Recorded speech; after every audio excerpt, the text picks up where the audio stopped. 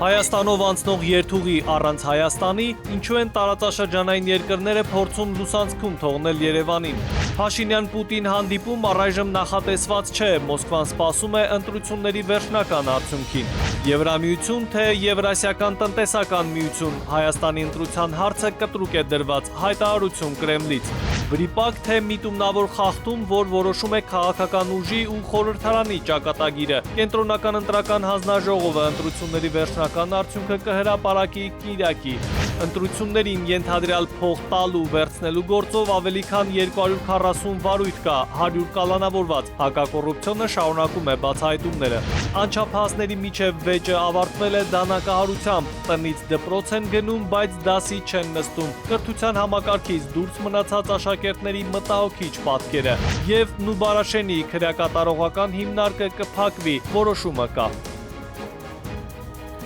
Բարի երեկո հարգելի հեռուստադիտող, Արմենիայի եթերում գլխավոր ժամն է, տաղավարում Հայկ Նավասարյանն է աշխատում։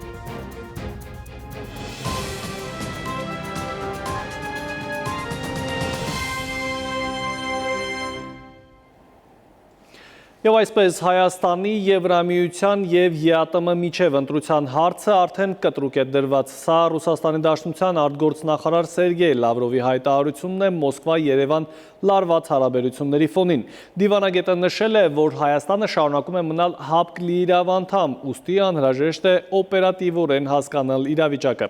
Ռուսաստանի Դաշնության արտգործնախարարության ղեկավարը մատնանշել է այն փաստը, որ Երևանը ակտիվորեն ընդլայնում է համագործակցությունը ՆԱՏՕ-ի հետ։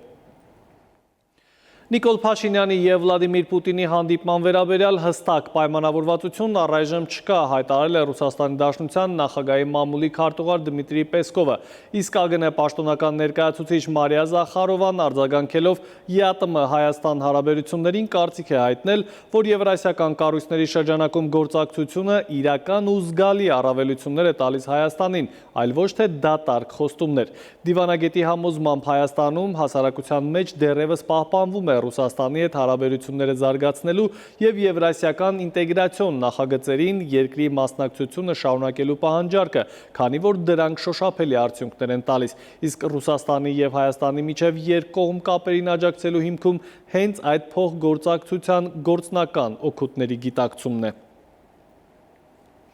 Եվ մինչև պաշտոնական Երևանը տարբեր հարթակներում խոսում է տարածաշրջանի երթուղիների ապաշրջափակման, Բաքու-Թբիլիսի կարճ երկաթգծից օգտվելու հնարավորության մասին, հենց այդ նույն տարածաշրջանային 3 հարևանները փորձում են Հայաստանին լուսանցքում թողնել։ Մեր մեջքի հետևում փաստաթղթեր են ստորագրում ենթակառուցվածքների ստեղծման մասին, որը նախատեսված է Հայաստանի տարածքով, բայց Հայաստանը այդ քննարկումներում ստորագրությանը չի մասնակցում։ Ստամբուլյան հռչակագրի տակ ստորագրել են Թուրքիայի, Ադրբեջանի ու Վրաստանի արտգործնախարարները։ Հայաստանը օբյեկտի ծանցում է կատարում սուբյեկտի,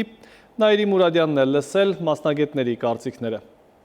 Ստամբուլի Չրաղան պալատում տարածաշրջանային կարևոր ենթակառուցվածքներին համագործակցությանը վերաբերող փաստաթղթեր են ստորագրվում։ Այս անգամ էլ առանց Հայաստանի։ Համագործակցությունը Թուրքիայի, Ադրբեջանի և Վրաստանի միջև է։ Ստորագրված Ստամբուլյան հռչակագրի հիմնական կետերից մեկը վերաբերում է Հայաստանի տարածքով անցնող տրանսպորտային երթուղու ստեղծմանը, Թրամփի ուղուն, սակայն դրա կյանքի կոչումն ու ճանապարհի շուրջ քննարկումը առանց Հայաստանի մասնակցությանը։ Դեռ այն ժամանակ, երբ թռիփը որպես նախագիծ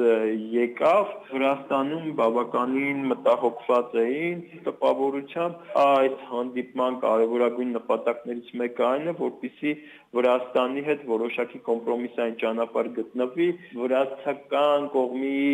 մտահոգությունները փարատելու համար։ Ըստ քաղաքագիտական համայնքի Թուրքիա-Ադրբեջան-Վրաստան եռյակը ստորագրել է մի փաստաթուղթ, որի հետևում թաքնված է այլ երկրի տարածքի շուրջ քաղաքական առևտուր։ Քաղաքական առումով կարծում եմ կա այսպիսի ենթադրություն անելու հիմք,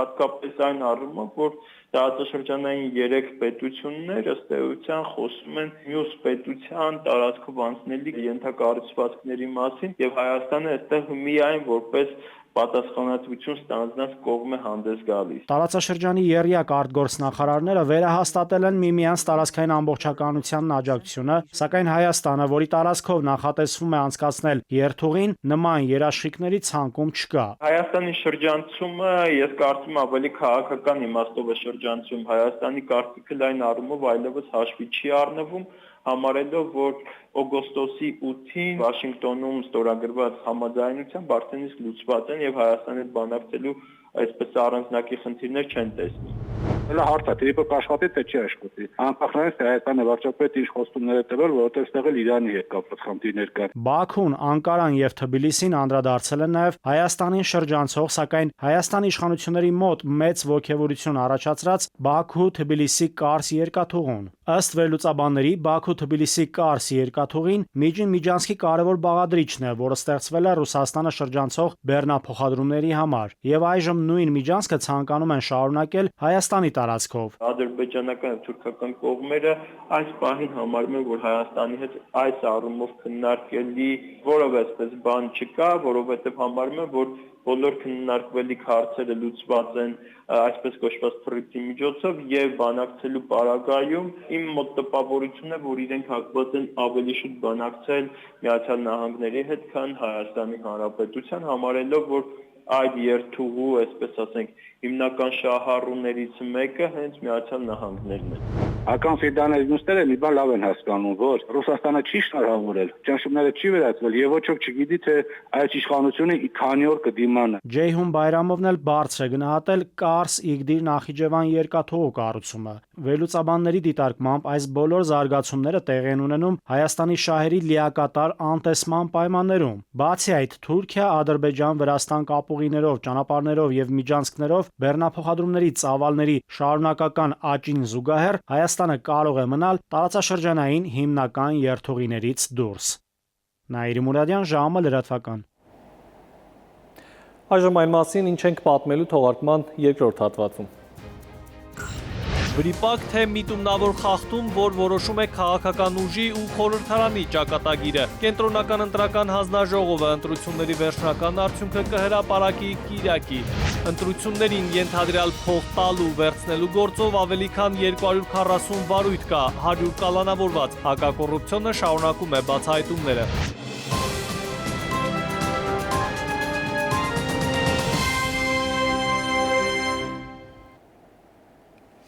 Մենք կրկին ուղիղ եթերում ենք, շարունակենք թողարկումը։ Վրիպակ թե միտումնավոր խախտում, որ որոշում է քաղաքական ուժի ճակատագիրը, խորհրդարանական ընտրություններից օրեր անց էլ ընդդիմադիր քաղաքական ուժերը շարունակում են դիտարկել մի շարք տեղամասերում արձանագրված եւ կենտրոնական ընտրական հանձնաժողովի կայքում տեղ գտած ընտրությունների արդյունքները։ Հանձնաժողովի նախագահը տեղի ունեցածը մարդկային գործոնով է պայմանավորում, բացառում դիտավորությունը։ Եվ այսպես, ինչ կփոխվի իշխանություն ընդդիմություն ուժերի հարաբերակցությունում, եթե ԲՀԿ-ն խորհրդարան անցնի եւ ինչ կլինի, եթե Ծառուկյանի ուժը չհաղթահարի 4% շեմը։ Վերջնական որոշումը ԿԸՀ-ն կհրապարակի Կիրակի։ Ընտրություններում անհետացած ձայների առաջին ինտրիգը հենց քվեարկության հաջորդ օրն էր, երբ կենտրոնական ընտրականն ամփոփեց նախնական արդյունքները եւ պարզվեց, որ Հայաստանի 9-րդ գումարման ազգային ժողովի դուռը բացելու համար Բարգավաճ Հայաստան կուսակցությանը չի բավարարում միայն 60 քվե։ Քաղաքական այս ուժն ըստ ԿԸՀ-ի ստացել է 58378 ձայն, կամ քվեարկությանը մասնակցած քաղաքացիների 3.996%-ի վստահությունը, չհատելով կուսակցությունների համար սահմանված անցողիկ 4% նվազագույն շեմը։ Մինչդեռ տվյալների ամբողջացման առաջին իսկ պահից Գագիկ Ծառուկյանի առաջնորդած ուժը պնդում է, այդ խնդիրը չունեն, քանի որ ընտրատեղամասերում իրենց կողմ ստացած ձայների եւ կենտրոնական ընտրականի հրապարակած պաշտոնական թվերի մեջ էական տարբերություն կա։ Օրինակ 27 կոտորակի 7 տեղամասում ԲՀԿ-ն ստացել է 77 ձայն, ԿԸՀ-ն դրանցից հաշվել միայն մեկը, 27-ի 26-ում 19-ից 3-ը։ 77 համապատասխանում է թիվը քվեաթերթիկների։ Կոնկրետ այս երկու տեղամասերի հետ կապված ԲՀԿ պնդումները հաստատել են ձայների վերահաշվարկները, այսինքն քաղաքական ուժի օգտին ավելանալու է ոչ միայն падգամավորական մանդատներ ունենալուն չբավարարող 60 քվեն, այլև միայն այս տեղամասերից ավելի քան 90-ը, բայց հանրապետության բոլոր տարածքային ընտրականներում առայժմ շարունակվում է ձայների վերահաշվարկը։ Դրա համար դիմել էին նաև խորհրդարան անցած ընդդիմադիր մյուս երկու ուժերը՝ Սամվել Կարապետյանի գլխավորած Ուժեղ Հայաստանը եւ երկրորդ նախագահ Ռոբերտ Քոչարյանի առաջնորդած Հայաստան դաշինքը։ Տեղամաս առ տեղամաս ուժեղ Հայաստան եւս թվային տվյալներ է հրապարակել։ Քաղաքական այս ուժի օգտին էլ օրինակ 38-53 ընտրական տեղամասում քվեարկել է 136 ընտրող։ ԿԸՀ նախնական արդյունքներում դրանցից որևէ մեկը չի գրանցվել։ Գրել են, թե այստեղ ուժեղ Հայաստանին ընտրողներ չեն եղել, բայց հետաքրքիր զուգադիպությամբ նույն տեղամասում 136 քվեի է արժանացել մեկ այլ ուժ։ Կենտրոնական ընտրականը շտապում է պարզաբանել, խնդիրները միայն տեխնիկական են։ Սխալ մուտք արվել չի պակասել, այսինքն չի եղել, այսպես ասենք, ինչ որ թիվ, որ այդ թիվը պակասել է, չէ, եղել է սխալ մուտքագրում, որի արդյունքում կազմվել է քվեարկության նախնական արդյունքները։ Քաղաքական դաշտում սակայն մինչև իսկ կեղծված ընտրությունների թեզն է դոմինանտ, նույնիսկ իրար գաղափարները չկիսող ընդդիմությանն այն միավորում է։ Այստեղ համակարծիք են, գործ կա ընտրությունների արդյունքների հետ, որոնք չեն արտացոլում քվեարկության իրական պատկերը, բայց ընտրական փորձագետները, որ դիտարկել են ամբողջ process-ը, առավելապես հակված են կիսելու պաշտոնական դիրքորոշումը, այն է թե սա պարզապես տեխնիկական վրիպակ է։ Իհարկե կենտրոնական ընտրական հանձնաժողովը պետք է ավելի շատ աշխատի, որ հնարավորինս ավելի ճշգրիտ լինեն տվյալների մուտքագրումները, բայց երբեք բացառված չի մարդկային գործոնով փոքր թվերի վրիպակները կամ ջնջումները կամ այլ տեխնիկական սխալների։ Ձայների վերահաշվարկից հետո, եթե նույնիսկ մյուս ուժերի դեպքում էական տարբերություններ չլինեն, ապա ԲՀԿ-ի համար այն փաստացի խիստ որոշիչ է դառնում։ Նաև ապագա խորհրդանի կառուցվածքի հարցում երկրի կառավարման ղեկը դարձյալ վերցնող քաղաքացիական պայմանագրի համար նույնպես։ Եթե խորհրդարանում լինեն 3 ընդդիմադիրներ, Նիկոլ Փաշինյանի ղեկավարած ուժը կկորցնի նաև հնարավոր սահմանադրական մեծամասնության մանդատը։ Եթե ԲՀԿ-ն հավաքում է անհրաժեշտ 4% ձայները եւ հայտնվում է խորհրդարանում, արդյունքում պակասում են բոլոր ներկայացած ուժերի ձայները, բայց ամենաշատը համամասնության սկզբունքով պակասում են քաղաքացիական պայմանագրի մանդատները։ Հնարավոր 63-64-ից մոտավորապես 60-61 մանդատ է ունենում քաղաքացիական պայմանագիրը եւ կորցնում է ազգային ժողովում 3/5 ունենալու հնարավորությունը։ Հայաստանի ապագա խորհրդարանը դեռևս հաշվարկների փուլում է։ Կենտրոնական ընտրական հանձնաժողովն ընտրությունների վերջնական արդյունքները կամփոփի առաջիկա կիրակի։ Հենց այդ օրն էլ վերջնական կվճռվի Հայաստանի ճակատագիրը հաջորդ 5 տարիների համար, մինչև ընդդիմադիր ուժերը հասնեն սահմանադրական դատարան։ Էդվարդ Պողոսյան, ժամը լրատվական։ Կենտրոնական ընտրական հանձնաժողովի նախագահը լրագրողներին հայտնել է, որ հունիսի 7-ի ընտրությունների քվեարկության վերջնական արդյունքները կհրապարակվեն հունիսի 14-ին։ Այս փուլում ընթանում են վերահաշվարկի աշխատանքներ։ Հովակիմյանը տեղեկացրել է, որ քաղաքացիական պայմանագիրը վերահաշվարկի դիմում չի ներկայացրել։ Ներկայացրել են միայն 3 ընդդիմադիր ուժերը։ Հովակիմյանը ընտրությունների վերաբերյալ նախնական գնահատական չի տվել, սակայն հայտնել է, որ տեխնիկական խնդիրների պատճառով որոշ տեղամասերում սխալ են լրացրել ընտրությունների արդյունքները։ 2005 տեղամասերից ընդամենը 5-ի հետ կապված արձանագրությունները ճշգրիտ են, բայց մուտքագրման ընթացքում եղել է սխալ մուտքագրում, այնտեղ տողեր են թրծրել, այսպես ասենք, մարդկային գործոն։ Ես ուզում եմ եւս մեկ անգամ հիմի տեղամասերը անգիր չեմ հիշում, այդ 27-րդ ընտրատարածքում է եղել մարդկային հոգնածության տողը, այսպես ասենք, մի տողը ուղակի մուտքագրողը Ով ինչպես է ստացել քաղաքացու քվեն, հարցը շարունակում է մնալ իշխանություն ընդդիմություն փոխադարձ մեղադրանքների դիտակետում։ Իշխանական падգամավորները պնդում են, ընդդիմադիրները փող են բաժանել, դրսից մարդ են բերել, հակառակ դեպքում այլ պատկեր կլիներ։ Մինչդեռ ընդդիմությունն ասում է, իշխանությունը աննախադեպ վարչական ռեսուրս է կիրառել, մարդկանց տիպողաբար ընտրության տարել, իսկ եվրոպացի դիտորդներն էլ ըստ ընդդիմության աչք են փակել։ Հետընտրական ներկապնակը տեսանյութում։ Նախնական արդյունքների հրապարակումից հետո գրեթե բոլոր ընդդիմադիր քաղաքական ուժերը հայտարարեցին, թե ընտրությունները անցել են խախտումներով եւ պատրաստվում են վիճարկել արդյունքները։ Ուժեղ Հայաստան դաշինքի ներկայացուցիչ Գոհար Մելոյանի խոսքով ընտրական գործընթացում ուշադրության կենտրոնում է վարչական ռեսուրսի կիրառման հարցը։ Կուսակցության թեժ գծին ըստ նրա հազարավոր զանգեր են եղել եւ իրենք մշակում են ստացված տեղեկությունները։ Մելոյանը քաղաքացիներին կոչ արեց ներկայացնել վարչական ռեսուրսի կիրառման վերաբերյալ փաստեր, վստահեցնելով, որ տեղեկությունների աղբյուրների գաղտնիությունը կուսակցությունը կպահպանվի։ Տասնյակ արձանագրումներ մենք ունենք, որ մարդիկ գնացել են, փորձել են տեղեկանքներ ստանալ, հատուկ ձևեր կան ընտրությանը մասնակցելու համար եւ ուղղակիորեն, այդ անձնագրային բաժանմունքները հրաժարվել են շատ կոպիտ խոսույթով, անգամ ես ինքս հնարավորություն եմ ունեցել միջամտելու, ուղղակիորեն հրաժարվել են մարդկանց ձևերը տրամադրել։ Լուսավոր Հայաստան կուսակցության առաջնորդ Էդմոն Մարուքյանի գնահատմամբ ընտրությունների արդյունքները ցույց են տալիս, որ հանրությունը ընտրել է մի ճանապարհ, որը ըստ նրա չի նպաստի քաղաքական խնդիրների լուծմանը եւ համակարգի առողջացմանը։ Միաժամանակ կուսակցությունը շարունակում է ուսումնասիրել ընտրախախտումների վերաբերյալ տեղեկությունները, իսկ ընդդիմադիր ուժերին առաջարկում է ընտրակեղծիքների մասին փաստերը հանրայնացնել։ Հիմա իրենք հայտարարել են դիմելու են ՍԴ, որտեղ այդ հանձնաժողովի անդամներով երևի ավելի շատ տվյալներ ունեն կեղծիքների մասին։ Եթե ունեն, շատ լավ, պետք է դրանք հրապարակեն։ Ավելի լավ է դրանք հրապարակեն, քան դիմեն ՍԴ։ Ասեմ ինչու, որտեղ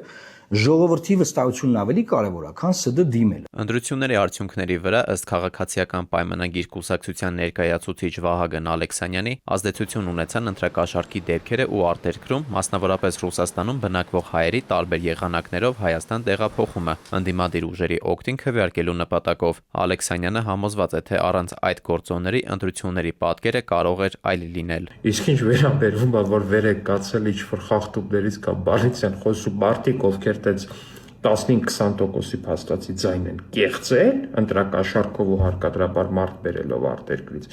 դա արդեն այլ կոմեդիա է։ Իսկ Հայաստան դաշինքի ներկայացուցիչների պնդմամբ իշխանությունները հակաօրինական գործողություններով խոչընդոտեցին ընդդիմադիր քաղաքական ուժերի գործունեությունը։ Ըստ դաշինքի դիտորդական առաքելություն իրականացնող որոշ կառույցների գործունեությունից տպավորություն էր ստեղծվում, թե դրանք հանդես են գալիս ոչ թե որպես չեզոք դիտորդներ, այլ աջակցում են իշխանություններին։ Ընտրությունները տեղի են ունեցել համատարած բռնաճնշումների, բռնությունների եւ ապօրինությունների պայմաններում։ Փոխադարձ մեղադրանքների այս ֆոնին ամորֆ է մնում հարցի վերջնական պատասխանը, թե որքանով էին այս ընտրությունները ազատ եւ արդար։ Դավիթ Թադևոսյան, Ժամը լրատվական։ Ենթադրյալ ընտրակաշառքի գործով քրեական հետապնդում է հարուցվել ավելի քան 240 անձի նկատմամբ, 100-ը կալանավորված են, մյուսների նկատմամբ կիրառվել են այլընտրանքային խափանման միջոցներ։ Հակակոռուպցիոն կոմիտեի նախագահ Արթուր Նահապետյանը հայտնել է, որ հիմնական հետապնդումները վերաբերում են ընտրակաշառք տալուն եւ ստանալուն, ինչպես նաեւ բարեգործության արգելքի խախտման դեպքերին։ Կոմիտեն մի շարք դեպքերում կալանքի կամ տնային կալանքի միջնորդություններ է ներկայացրել դատարան։ Վստահեցնում եմ, որ մենք կունենանք նոր բացահայտումներ այս առումով, մենք արդեն ունենք օպերատիվ մարմնում ունենք բացահայտված դեպքեր, որոնք դեռևս չեն հանրայնացվել, այսինքն չեն գնացել բաց քննության փուլ, բայց առաջիկայում գնալու ենք եւ իրականացնելու ենք խուզարկություններ, ձերբակալություններ եւ հետապնդումներ։ Այս առումով մեր աշխատանքը չի կանգնելու եւ անգամ եթե անցնեն տարիներ ու մենք ստանանք նորից ընտրական հանցագործությունների կոռուպցիոն բնույթի իհարկե ընտրական հանցագործությունների վերաբերյալ տվյալներ, ապա դրանք ստուգելու ենք ողջ գործիքակազմի կիրառմամբ եւ գնալու են քրեական հետապնդումների։ Արդարդատության նախարար Սրփուհի Գալյանը արձագանքելով հարցին, թե արդյոք քաղաքացիական պայմանագիր կուսակցության վարչության նիստի օրակարգում եղել է նոր սահմանադրության հարցը, դրական պատասխան է տվել եւ նշել, որ սպասում են որոշ գործընկերների կարծիքներին։ Իսկ այն հարցին, թե ՔՊ-ն կարող է արդյոք 61 մանդատով սահմանադրական փոփոխություններ իրականացնել, Գալյանը հայտնել է, թե այդ առումով իրավիճակ չի փոխվել։ Այսօր էլ իշխանությունը չունի սահմանադրական մեծամասնություն։ Ինչու այդ հարցը նախկինում չի ծագել։ Մենք ասել ենք, որ մեր օրակարգում հեղափոխությունից հետո եղել է սահմանադրությունը փոփոխել եւ դա եղել է քաղաքական հանձնառություն, ինչը մենք ստանձնել ենք եւ պատրաստ ենք եղել ի կատար ածել։ Նոր սահմանադրության տեքստը հրապարակել է եւ հանրության հետ քննարկելը մեր քաղաքական հանձնառության մի մասն է։ Թե ինչ կլինի դրանից հետո ժամանակը ցույց կտա։ Արցախցի Արթուր Օսիպյանը ազատ կարձակվի գլխավոր դատախազությունը որոշում է կայացրել փոխել Օսիպյանի խափանման միջոց կալանքը, ինչի համար հիմք է ընդունել քաղաքացիական հասարակության մի խումբ ներկայացուցիչների երաշխավորագրերը։ Որոշումը ուղարկվել է հսկող դատախազին եւ Նուբարաշեն քրեակատարողական հիմնարկին։ Հիշեցնեմ, որ Օսիպյանը ձերբակալվել է 2026-ի մայիսի 18-ին Նիկոլ Փաշինյանի հետ վիճաբանությունից հետո։ Կալանավորվելուց հետո Օսիպյանը մինչև այսօր հացադուլի մեջ էր։ Իսկում են խանգարել նացիզմի դեմ 1940-ականներին հաղթանակ կերտած հերոսական քաղաքների անունները, որ Հավերժացած էին Գյումրիի Մայր Հայաստան հուշահամալիրում։ Անհայտ անձինք մի հարվածով պոկել ու աղբամանն են նետել Մոսկվայի, Մինսկի ու Վոլգոգրադի անունները։ Տեղի ունեցածը մեկ բառով վանդալիզմ են որակում մասնագետները, պահանջում իրավական գնահատական տեղի ունեցածին։ Հունիսի 10-ի լույս գիշերը անհայտ անձինք վանդալիզմի են ենթարկել քաղաքի խորհրդանիշներից մեկը Մայր Հայաստան հուշահամալիրը։ Նրանք պոկել ու գողացել են հուշահամալիրի ներքևի հատվածում քարե պատվանդանների վրա ամրացված հերոս քաղաքների անվանումների ոսկե տառերը։ Ուղղակի զարմացանք այդ կսմդիկ ինչ մատերիալ է, որ պոկել են, թե ով է պոկել չի դա։ Այս մասին իրազեկող տեսանյութ է տարածել Գյումրու համայնքապետարանը։ Կատարվածը նկատել են համայնքապետարանի կոմունալ ծառայության աշխատակիցները, ովքեր վաղ առավոտյան տարածքում կանաչապատման աշխատանքներ են իրականացրել։ Տառերը պոկելու հետևանքով քարերը վնասվել են, դրանց վրա բացվել են մեծ անցքեր։ Քիչ անց տեղեկություն է ստացվել, որ պոկված տառերը գտնվել են։ Հերոս քաղաքների անվանումների տառերը նետված էին տարածքում տեղադրված աղբամանների մեջ։ Տառերը մեկ առ մեկ հանվել են, շուտով դրանք կրկին կամրացվեն իրենց տեղերում։ Գյումրու քանդակագործության ազգային պարկ թանգարանի վարիչ Արթուր Գևորգյանը մեկ բառով է որակում կատարվածը՝ վանդալիզմ։ Հարգանքի բացակայություն է մեր նախնիների այն մարդկանց հանդեպ, ովքեր կռվել են այդ քաղաքներում, շքանշաններ են ստացել, հերոսացել են եւ սերունդներ են դաստիարակել։ Ինչն է շատ առանձնահատուկ, հնգատեւ աստղերը թողել է, քաղաքներն է ոչնչացրել։ Այն, որ կատարվածը պետք է համապատասխան արձագանք գտնի իրավապահ մարմինների կողմից, իսկ կատարողներն էլ ստանան համապատասխան պատիժ, Արթուր Գևորգյանը երկընտրանք չի տեսնում։ Չի կարելի Մայր Հայաստան անունով հուշահամալիրում, որը համայն հայությանն է վերաբերում, կապ չունի տեղ որ քաղաքների անունն է գրած, նման բան անել, չի կարելի մեր նախնիների արածի կողքին նման բան անել։ Գյումրու համայնքապետարանն էլ իր հերթին դեպքի առթիվ պաշտոնական հաղորդում կներկայացնի ոստիկանություն։ Ալա Բաղդասարյան, Խան Հովանիսյան, ժամը լրատվական։ Ինչու են թանկացել դեղերը վերջին օրերին, հաճախ են այս մասին բարձրաձայնում քաղաքացիները։ Ըստ մասնագետների մի քանի պատճառ կա, այդ թվում արտերկրից ներկրվող դեղորայքի թանկացումն ու արտարժույթի կուրսի տատանումները։ Արդյոք առողջապահության նախարարությունը կարողանում է վերահսկել շուկան, որ օրինակ գլխացավի դեղ գնելը գլխացավանք չդառնա քաղաքացու համար։ Դեղատներում բժշկական պարագաների դեղերի գների աճը շարունակում է մտահոգել քաղաքացիներին։ Վերջին մի քանի ամսում այդ գնաճը գրեթե 4 անգամ գերազանցել է շուկայի միջին ցուցանիշը։ Առհասարակ ինչու են թանկանում դեղերը եւ ինչով է դա ազդում բնակչության վրա։ Նույն դեղերը, որ անցյալ տարի 3-4 հազար դրամ էին, հիմա 6-7 հազար են դարձել, ստիպված են կամ կրճատել դոզան, կամ փոխարինող փնտրել։ Պաշտոնական տվյալների համաձայն բժշկական սարքավորումների գներն աճել են շուրջ 4.1%։ Իսկ դեղագործական ապրանքների դեպքում սպառողները միջինը 3.5% ավելի են վճարում, քան նախորդ տարի։ Սակայն որոշ տնտեսագետների գնահատմամբ առանձին խմբերում զգալիորեն ավելի բարձր են։ Մասնագետների կարծիքով գնաճի պատճառներն ավելի բազմաշերտ են։ Տերմուցման ծախսերի աճ, փոխարժեքի տատանումներ, լոգիստիկ խնդիրներ ու միջազգային շուկաներում թանկացումներ։ Սակայն առողջապահության ոլորտի փորձագետները թանկացումները կապում են առողջության պարտադիր ապահովագրության հետ։ Նրանց կարծիքով բժշկական ապրանքների մեծ մասը ներմուծվում են եւ արտաքին շուկաների ցանկացած փոփոխություն անմիջապես անդրադառնում է տեղական գների վրա։ Սակայն եթե գնաճը միջինից 4 անգամ բարձր է, ապա պետք է նաեւ վերահսկողական մեխանիզմներ լինեն։ Խնդրի մյուս կողմը փոխհատուցվող դեղերի համակարգն է։ Ինչա տեղի ունենում փոխհատուցվում է, այսինքն քաղաքացու տեղը վճարվում է հաշվառված մոտ 1270 դեղի հետ կապված։ 1270 դեղից 20%-ից ավել դեղերը մեծածախ գներից ավելի էժան փոխհատուցում է։ Այսինքն այդ 20%-ը, որը 250 անվանում դեղատները ուղղակի բաց չեն թողելու։ Խաչատրյանի գնահատմամբ, եթե որոշ դեղեր վաճառվում են զրոյական շահույթով, դեղատները ստիպված են լինում եկամուտը ապահովել այլ դեղատեսակների հաշվին։ Քանի որ որոշակի մասը իրանք դեղատունը եկամուտ չի ունենալու, հա, ինքը այսինքն զրոյական է օրինակ վաճառում, շահույթ չի հետապնդում, ինքը փորձել է մնացած դեղորայքից եկամուտ բերի։ Դրա պատճառով որոշակի գներ սկսելու են բարձրացնել, որպիսի դեղատունը կարողանա գոյատևել, որտեղ եթե ինքը շահույթ հետապնդող կազմակերպություն է, անհատ ձեռներեց է, ինքը չի կարա երկարատև տա, կարող է կարճատև 2-3 ամիսվա մեջ նորմալ հունով գնա, բայց երկարատև 1 տարվա մեջ բացասական կլինի ու հարկային մարմինն է կտեսնի, կասի հարգելիս, եթե դու բացասական ես աշխատում, ոնց կլինի, ուրեմն պետքա փակվես։ Փոխհատուցվող դեղերի վերահսկողությունը առողջապահության նախարարության տիրույթում է։ Ժամի հարցմաննի պատասխան նախարարությունից պարզաբանեցին, թե փոխհատուցման շրջանակներում գները հաշվարկվում են սահմանված մեթոդաբանությամբ եւ պարբերաբար իրականացնում են մոնիթորինգ, շուկայում թանկացումները կանխելու, վերահսկելու նպատակով։ Սակայն մասնագետները պնդում են, դեղերի եւ բժշկական սարքավորումների գների աճը շարունակում է սոցիալական լուրջ բեռ մնալ բազմաթիվ քաղաքացիների համար։ Քնարիկ Պետրոսյան, ժամը լրատվական։ Լրատվական երեկոն շարունակվում է, եւս մեկ դադար ունենք, կվերադառնանք քիչ անց։ Անչափահասների միջև վեճը ավարտվել է դանակահարությամբ, տնից դպրոց են գնում, բայց դասի չեն նստում, կրթության համակարգից դուրս մնացած աշակերտների մտահոգիչ պատկերը եւ Նուբարաշենի քրեակատարողական հիմնարկը կփակվի, որոշումը կա։ Օրվա առավելագույն ջերմաստիճանը 33-ն է, ավելին քիչ ուշ։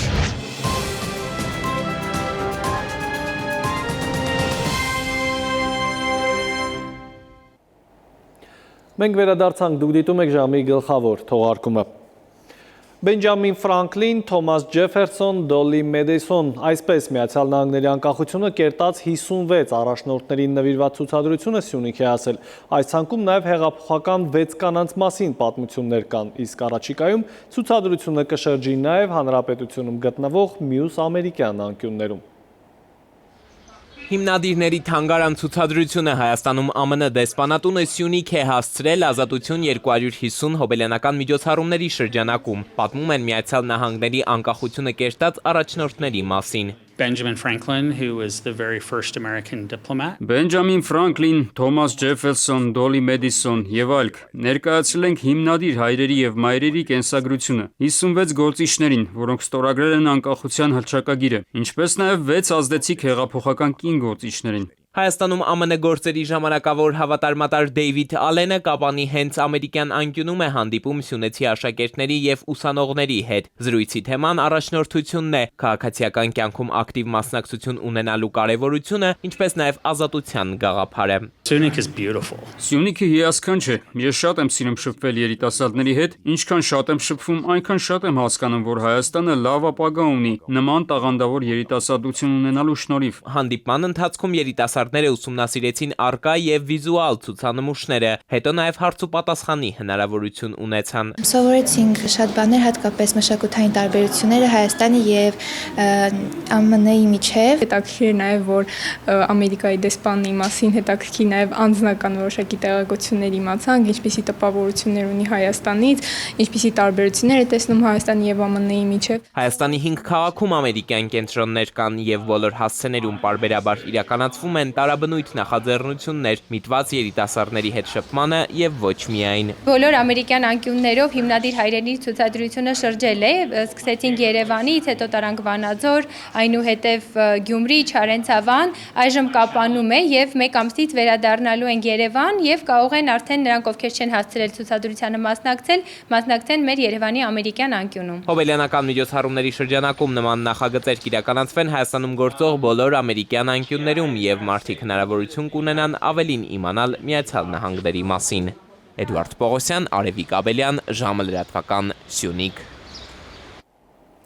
Այլ թեմաներ, տնից դպրոց ճանապարհը միշտ չէ, որ հենց դպրոց է տանում։ Պարզվում է բազմաթիվ են դեպքերը, երբ երեխաները ասում են դասի եմ գնում, բայց այդպես էլ դպրոց չեն հասնում ու հաճախ մնում են կրթության դռներից այն կողմ պատերի տակ։ Այսպես, կրթության ոլորտից դուրս մնացած 310 երեխաների հարցը ներքին գործերի նախարարություն է հասել, դպրոցներում էլ արձանագրված 9 հանցագործություն ուղարկվել է 25 դպրոցների։ Ժամանակակից տեխնոլոգիաները մեծ թափով մուտք են գործում դպրոց։ Խոսքը միայն երեխաների ձեռքի սմարթֆոնների կամ դասի ընթացքում կիրառվող վիդեո պրոյեկտորների մասին չէ։ Կրթօջախները սկսել են կիրառել էլեկտրոնային մատյաններ, որոնք բազմաթիվ դրական կողմերից բացի հնարավորություն են տալիս այլ մարմիններին ևս մասնակցել դպրոցներում իրականացվող կրթության հսկողությանը։ Օրինակ, հնարավոր է լինում հսկել երեխաների հաճախելիության ցուցանիշները։ 2025 թվականին նույնականացվել են պարտադիր կրթությունից դուրս մնացած 84 անչափահաս, 24 թվականին 43-ն են եղել։ Ոստիկանության կողմից հայտնաբերվել են նաև պարտադիր կրթությունից դուրս չմնացած, սակայն ռիսկային գոտում գտնվող 310 անչափահաս եւ ուղղորդվել են համապատասխան մարմիններ։ Ոստիկանությունն այս անչափահասներին հայտնաբերել է դպրոցների էլեկտրոնային մատյանների ուսումնասիրության շնորհիվ։ Ուսուցման պրոցեսից 120 ժամ անհարգելի պատճառներով բացակայած երեխան համարվում է կրթությունից դուրս մնացած, իսկ ռիսկային է համարվում 1 ամսվա ընթացքում 10 աշխատանքային ժամ անհարգելի պատճառներով բաց թողած աշակերտը, նաև այն անչափահասը, որի ծնողը նրան հանել է դպրոցից, բայց չի գրանցել այլ դպրոցում։ Հիմա արդեն նույն ոստիկանության ծառայողներն են ստուգում այդ էլեկտրոնային մատյանները եւ բացահայտում։ Ստուգում են կոնկրետ մի աշակերտի ներկայությունը եւ տեսնում են, որ ինքը կողքի գյուղից պետքա գա այդ գյուղի դպրոցը եւ առաջի ժամին չի եղել, երկրորդ ժամին եղել է, երրորդ ժամին նորից չի եղել։ Արդեն սա դառնում է խիստ կասկածելի եւ այստեղ պետք է աշխատանքներ կատարվել, հասկանալ իրականում երեխան ընդամենը 1 դասի համար հաճախել է դպրոց, թե այդ երեխան իրականում ամբողջ օրը չի եղել։ Մասնագետները նշում են, որ դեռ բավականին թերի է դպրոց-ոստիկանություն համագործակցության մակարդակը։ Ոստիկանությունը բացահայտումների մի զգալի հատված, այդ թվում բացակայություններին կամ հենց նույն հանցագործություններին առնչվող սեփական ուժերով է անում։ Ուսումնական հաստատություններում կատարված իրավախախտումների վերաբերյալ ներքին գործերի նախարարության կողմից 25 թվականի ընթացքում կրթության, գիտության, մշակույթի եւ սպորտի նախարարություն է ուղարկվել 9 միջնորդություն։ Որոշ դպրոցի տնօրեններ մտածում են, որ եթե խնդիր պարզվի դպրոցում, դա բացաբար կարող է անդրադառնալ դպրոցի վարկանիշի վրա, կամ կարող է դա հանգեցնել նրան, որ դպրոցը ունենա ինչ-որ խնդիրներ ծնողների կամ աշակերտների հետ կամ պետական կառույցների հետ, եւ որոշ իրավիճակներ փորձում են հարցվել չբարձրաձայնելով դրա մասին։ Անչափահասների կրթական պրոցեսից դուրս մնալու պատճառները տարբեր են։ Որոշ դեպքերում դա ընտանիքի հետ է կապված, որոշներում խնդիրը սոցիալական է, իսկ առանձին դեպքերում էլ պատճառը հենց երեխան է, այսինքն կրթօջախը, որը չի ցանկանում աշխատել տվյալ անչափահասի հետ։ Օրինակ ծնողը կանչվում է դպրոց, ասում են, որ շատ բացասական վարքագիծ դրսևորող երեխա է, մենք իր հետ կոնֆլիկտ ունենք, խնդիր ունենք, ավելի լավ է դուք դիմում գրեք, տարեք ձեր երեխային, որ մենք իրան չհեռացնենք։ Իսկ եթե օրինակ երեխան դիտվում է որպես խնդրահարույց մանկավարժական այդ համույթի տեսանկյունից եւ երեխային հանում են դպրոցից, մեկ ուրիշ դպրոցն անում են նույն խնդիրն ալինում, շատ հնարավոր է ծնողը արդեն 3-րդ կամ 4-րդ դպրոցը չտանի։ Իսկ ինչով է սա խնդրահարույց։ Այսինքն այն, որ կրթության պրոցեսից դուրս մնացած կամ ռիսկային երեխաների թիվը գնալով մեծանում է։ Հարցն այստեղ միայն այն չէ, որ վաղը չեմիսօրը դպրոց չհաճախած մարդը չի գտնելու նորմալ աշխատանք բավարար գիտելիքներ չունենալու պատճառով։ Նախ մինչև այդ նա պետք է անվնաս հասնի հասուն տարիքին, իսկ փորձը ցույց է տալիս, որ զբաղվածություն չունեցող անչափահասը դառնում է բացասական տարբեր երևույթների ազդեցություն կրող, քրեական ենթամշակույթի կրող, թմրանյութեր օգտագործող, մանր, հետո ավելի ծանր հանցագործություններ կատարող եւ ի վերջո անչափահասը հայտնվում է հասարակության հետ բարիկադի հակառակ կողմում։ Արմեն Աթելյան, ժամը լրատվական։ Անչափահասների շրջանում բռնությամբ ավարտվող վեճերը շարունակում են մտահոգության առիթ տալ մասնագետներին։ Այսօր այդ օրինակ հերթական դեպքն է արձանագրվել։ 3 անչափահասների միջև ծագած վեճը ավարտվել է սուր ծակող կտրող գործիքով հասցրած հարվածով։ Հոգեբանների գնահատմամբ նման վարքի ձևավորմանը մեծապես նպաստում են համացանցում կամ սոցիալական հարթակներում տարածվող ագրեսիվ բովանդակությունն ու բռնության տեսարաններով ֆիլմերը։ Մասնագետները շեշտում են, որ երեխաները այդ ամենը տարբեր կերպ են ընկալում։ Ոմանց համար դրանք պարզապես տեսարաններ են, մինչդեռ մյուսների համար դրանք կարող են ընդօրինակման վտանգավոր օրինակներ դառնալ։ Ներկայացնում են էլի տարբեր գործոնների ազդեցության տակ։ Մեկը կարողանում է որոշակի հասունության աստիճանի կամ մտածելակերպի, որոշակի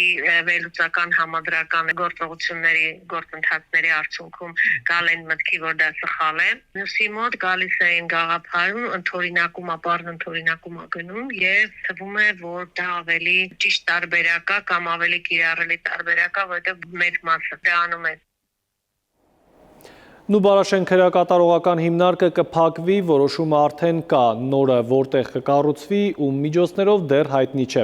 Սակայն հայտնի է, որ խորհրդարան չանցած, բայց 2%-ի շեմը հաղթահարած քաղաքական ուժերը, օրինակ Միասնության թևերն ու շնորհապետական կուսակցությունը ամեն տարի պետբյուջեից ավելի քան 30 միլիոն դրամ կստանան։ Օրվա այլ կարևորը հաջորդիվ մեկ տեսաշարում։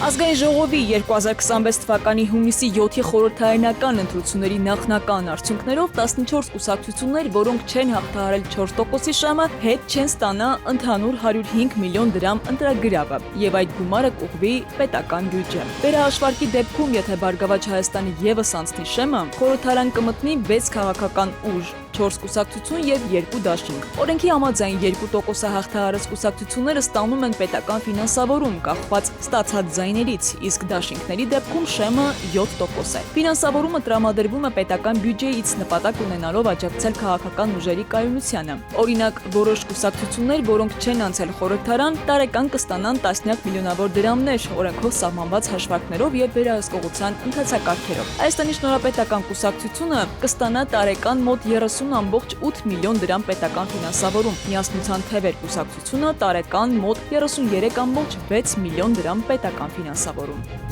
2025 թվականի ընթացքում մերժվել է Հայաստանի Հանրապետության քաղաքացիություն ստանալու վերաբերյալ 805 դիմում։ Հարցին թե մերժվածների թվում կան արդյոք Արցախից բռնի տեղահանված անձինք, խորհրդարանական հանձնաժողովում նախագահի աշխատակազմից նշել են, որ նման վիճակագրություն չի վարվում։ Ավելել են, որ նման դեպքերը գրեթե բացառվում են, քանի որ Արցախից բռնի տեղահանված քաղաքացիների դիմումները դիտարկվում են հատուկ կարգով եւ հնարավորինս սեղմ ժամկետներում։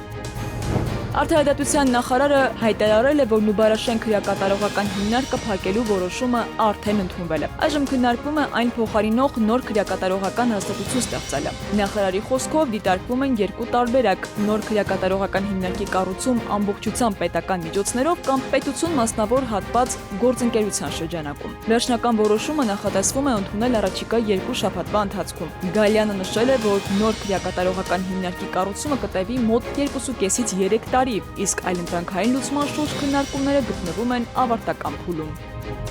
Հաշվի առնելով լայմի հիվանդության հաստատված դեպքը, Զանգեզուր կենսոլորտային համալիր ՊՕԱԿ-ը կոչի անում այցելուներին զգոն լինել բնության հատուկ պահպանվող տարածքներում։ Լայմի հիվանդությունը փոխանցվում է վարակված տզի խայթոցի միջոցով։ Ուստի կարևոր է կանխարգելումը եւ ժամանակին բուժումը բարդություններից խուսափելու համար։ Խորհուրդ է տրվում կրել փակ եւ բաց գույնի հագուստ, օգտագործել տզերից պաշտպանող միջոցներ, խուսափել խիստ խոտածածկ տարածքներից եւ բնությունից վերադարձից հետո մանրակրկիտ զննել մարմինը։ Հիվանդությանը բնորոշ են մաշկի օղակաձև կարմրությունը, ջերմությունը, գլխացավը, թուլությունը եւ հոդացավերը։ Ախտանիշների կամ տզի խայթոցի դեպքում անհրաժեշտ է անհապաղ դիմել բժշկի։ Խոսրովի անտառպետական արգելոցում կարելի է տեսնել բնության ամենահզոր ու միևնույն ժամանակ ամենանուրբ պատկերը՝ արգելոցի հսկան ու նրա քոթոթները։ Սա վայրի բնության իրական ներդաշնակություն է, որտեղ ուժ ու խնամքը գոյակցվում են կողք կողքի։ Այստեղ մայր կենդանին պաշտպանում ու առաջնորդում է իր ձագերին, ապահովելով նրանց առաջին քայլերը բնության դժվար, բայց գեղեցիկ աշխարհում։ Խոսրովի արգելոցը ոչ միայն բնական հարստություն է, այլ նաև կենդանի դաս, թե ինչպես է բնությունը պահպանում իր հավասարակշռությունը սերունդների միջոցով։ Քնարիկ Պետրոսյան, ժամը լրատվական։ Եվ եղանակի մասին, ինչ սպասել առաջիկա օրերին, կներկայացնի Լիլի Հովերը։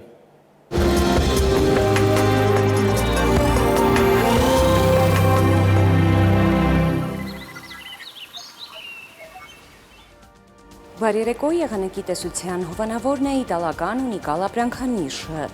իր որակյալ և գերխնայող գազի կաթսաներով։ Դրանք պաշտոնապես ներկայացված են էքստերիեր խանութ սրահներում, ունիկալ տարվա բոլոր եղանակներին, Մետեոաշխարհ նախ Հայաստան։ Մեր երկրի մեծ մասում նոր օրը կանցնի փոփոխական երկնքով, սպասվում են տեղումներ առանձին գոտիներում, նաև կարկուտ։ Ջերմաստիճանը առաջիկա օրերին էապես չի փոխվի։ Վաղը ցերեկը Շիրակում, Կոտայքում, Գեղարքունիքում, Արագածոտնի և Վայոց-Ձորի լեռնային գոտիներում կդիտվի 20-ից 26 աստիճան։ Վայոց-Ձորի և Արագածոտնի նախալեռներում սպասվում է 28-ից 31, Լոռիում 20-ից 24, Տավուշում 26-ից 29 աստիճան, Արարատում, Արմավիրում կդիտվի 28-ից 32, Սյունիքի հովտային գոտիներում կանխատեսվել է 29-ից 33, Սյունիքի նախալեռներում 23-ից 26 աստիճան, Երևանում տեղումներ սպասվում են երեկոյան, այս գիշեր 16-ից 18, ցերեկը 28-ից 30, երեկոյան 20-ից 24 աստիճան։ Հարգելի հեռուստադիտող, այսքանով ավարտված է ժամի գլխավոր թողարկումը, խաղաղ գիշեր եմ մաղթում։